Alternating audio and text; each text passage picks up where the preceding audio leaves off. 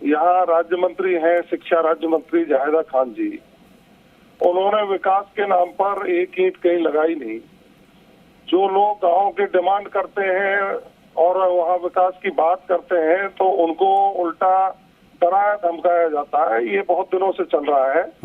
अब 2-3 दिन पहले ये नंदेरा गांव में कोई अल्पसंख्यक छात्रावास की नींव रखने के लिए जा रही थी जी। तो वहाँ गांव के लोगों ने डिमांड की, भाई गांव की तरक्की तो करिए, 3-3 फुट 4-4 फुट पानी भरा पड़ा है, इसकी निकासी की व्यवस्था नहीं है, नाली खरंजे ठीक नहीं है, सरपंच भी आपका है। तो उल्टा वो काम कराने के बजाय जो जिन लोगों ने विरोध किया था उन लोगों के मकानों को तोड़वाने की साजिश रची जा रही है। निश्चित रूप से इनका ये बौखलाहट है और सरकार जाने वाली है, सबको पता है। अब ये बौखला रहे हैं कि लोग इनका विरोध नहीं। ये अपने गांव में स्टेशनरी बिजनेस शुरू करके हर महीने 2 लाख कमा रहे हैं। आपके गांव में भी ये करना है तो फ्रीडम ऐप को अभी डाउनलोड कीजिए। लोग विरोध करेंगे, डिमांड भी करेंगे। नहीं जवाहर जी, आप चूंकि हमने तो अपना काम कर दिया, हमने भाई खबर दिखाई, खबर का असर भी हुआ, लोग पहुंचे। बतौर विपक्ष आप लोग क्या कर रहे हैं? नहीं, हम लोग, मैं रास्ते में ही हूँ, गाड़ी का हॉर्न सुनिए आप जी। मैं रास्ते में ही हूँ, फील्ड में ही रहता हूँ जी। लोगों की बात सुन करके अन्याय किसी के साथ होगा तो उसका डटकर मुकाबला करेंगे जी। अन्याय नहीं होने देंगे किसी के साथ। तो जवाहर जी, सड़कों की जो स्थिति है, क्योंकि साथ साथ में हम उस सड़क की स्थिति भी दिखा रहे हैं, अब उस सड़क पर पूरा पानी भरा रहेगा, जल जमाव की स्थिति रहेगी, तो ये विकास तो उसको नहीं कहेंगे। अगर ये मौजूदा स्थिति है तो इसके लिए प्रदर्शन करना तो उनका अधिकार है, प्रदर्शन करेंगे तो क्या इस तरीके की धमकियां मिलेंगी कि नहीं भाई लाल निशान लगा दिया जाएगा, अब आपका घर गिरा दिया जाएगा?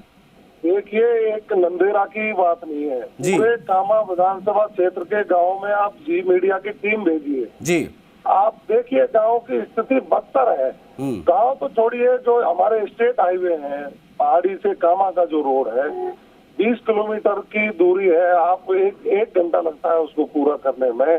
हमारे कामा से बरसाना का रोड है, पूरा टूटा पड़ा है। कामा में जो गौरव पथ का हाल है आप देखेंगे, घुटने घुटने तक गड्ढे हुए पड़े हैं, कई बार गाड़ियां पलट गई हैं वहाँ। उस ओर ध्यान नहीं जाता है इन लोगों का। इनका ध्यान तो ये है, कोई डिमांड करेगा तो उसका मकान तोड़वाएंगे। कैसे तोड़वा देंगे? ऐसे थोड़ी चलेगा। लोगों के साथ न्याय करना पड़ेगा इनको, लोगों की बात सुननी पड़ेगी। आप पे जिम्मेदारी है, आप निर्वाचित विधायक हैं, सरकार में मंत्री हैं, तो आपको जनता की बात सुनकर के उनकी समस्या का समाधान करना पड़ेगा। और यदि आपने इस तरह राठौड़ी करने की कोशिश की तो उसका सीधा मुकाबला होगा, तो खड़ा होकर के मुकाबला करेंगे। जाहिर तौर पर जवाहर जी, लेकिन क्या आप ये चीज आश्वस्त करेंगे कि भाई आपकी मौजूदगी में आप लोगों के रहते हुए किसी के मकान वहां पर नहीं गिरेंगे? हमने पहले भी कहा है, हमारे एक पार्टी के पूर्व वाइस चेयरमैन थे, उनके मकान को तोड़ने की इन्होंने कोशिश की, हमने उसका विरोध किया।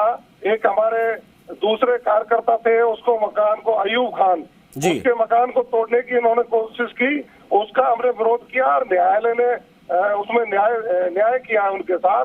हमने विरोध किया, 5-7 दिन डटे रहे, इनकी जेसीबी नहीं आने दी। आज भी हम समस्या सुनेंगे, जाकर के बात करेंगे और अन्याय किसी के साथ करेंगे तो उस अन्याय को नहीं होने दिया जाएगा। क्योंकि अभी हाल फिलहाल में हमने देखा था जवाहर जी, मंत्री जी जो है जाहिदा जी, इनके कई सारे मामले सामने आए। अभी हमने देखा कि नोटों का प्रकरण हुआ, जब नोटों की माला, फूलों की माला वाला हुआ, आपको पता होगा, आप मीडिया से जुड़े रहते हैं लगातार। तो अब ऐसे में आपको नहीं लगता कि जब ये चीजें हुई थी तो उसके बाद अब ये चीजें निकल कर सामने, ऐसे में सरकार को इस पर कुछ कार्रवाई करनी चाहिए या मंत्री जी से बिठा के बात करनी चाहिए, किस तरीके की चीजें ना करें, लोगों से जुड़े जो मामले होते हैं उनको प्यार से सुलझाना चाहिए, ना कि इस तरीके से धमकी देकर? देखिए, पहले तो मैं जी न्यूज को धन्यवाद देना चाहूंगा कि इन प्रकरणों को प्रमुखता से आप उठाते हैं, उठाते रहना भी चाहिए जी। जायदा जी के तो ये आदत में है कि वो यहाँ गैर कानूनी काम करने वालों को संरक्षण देते हैं। गौ तस्करी की घटनाएं यहाँ बढ़ी हैं, OLX जिस तरह से लूट या टटलूबाजी होती है, उन लोगों को संरक्षण इन्होंने दिया हुआ है। और यहाँ अपराध का ग्राफ बढ़ा है, गुंडागिर्दी बढ़ी है, और ये उसकी ओर ध्यान नहीं देते कि हमको सामाजिक पंचायत करके समाज के लोगों को समझा करके उनको ये समझाना चाहिए कि अपराध की दुनिया में मत जाइए, उस ओर ध्यान नहीं है। इनका ध्यान तो ये है कि इनका कोई विरोध कर दे तो उसका नुकसान कराए। इन्होंने पहले भी पहाड़ी इलाके में नोटिस दे करके लोगों को धमकाने का प्रयास किया था, उसका भी हमने डट करके विरोध किया। हम न्याय की बात करने वाले हैं, कोई अन्याय करता है उसके खिलाफ ये खड़े होंगे, अच्छी बात है। ये अन्याय का समर्थन करेंगे तो हम उसका विरोध करेंगे। नहीं तो इसको प्रशासनिक तानाशाही माना जाए जवाहर जी, प्रशासनिक तानाशाही या फिर कुछ और? क्योंकि हमने देखा है जब भी आवाज उठी उसको दबाने की कोशिश की गई है। सत्ता के मद में चूर होकर आम जनता के हितों पर कुठाराघात करने की इनकी नीति है जी। अशोक गहलोत जी ने विधायकों को एक तरह से पूरी छूट इस तरह दे रखी है लूट की कि वो भ्रष्टाचार का आलम है, आप देख रहे हैं सरेआम। इनके खुद के मंत्री कह रहे हैं कि अब की सरकार आने वाली नहीं है, एक स्कॉर्पियो में बैठने लायक विधायक जीतेंगे। तो इनको तो ये लग रहा है कि भाई राम नाम की लूट है, लूटी जाए लूट, अंतकाल पछताएंगे, प्राण जाएंगे छूट। इनको तो ये लग रहा है कि जो साल भर बचा है उसमें जितना लूटा जाए उतना लूटो, जनता को परेशान करना, जनता को परेशान करिए, जनता की समस्याओं के समाधान की ओर इनका कोई ध्यान नहीं है। चलिए बहुत शुक्रिया जवाहर जी जुड़ने के लिए, तमाम बातचीत के लिए। तो पूर्व मंत्री जवाहर सिंह जी जुड़े हुए थे जिन्होंने खुलकर अपनी बात रखी और विरोध करने वालों पर दरअसल अतिक्रमण का ये पूरा मामला हम आपको बता रहे हैं। मंत्री जायदा वहां से निकली, उसके बाद में जब उनका काफिला रोका गया, सड़क पर जल भराव की मांग को लेकर तमाम महिलाएं वहां पर एकत्रित हुई थी। लेकिन उसके बाद क्या होता है, अगले दिन जो है एक टीम पहुंचती है और घरों को चिन्हित करके वहां पर लाल निशान लगा दिए जाते हैं।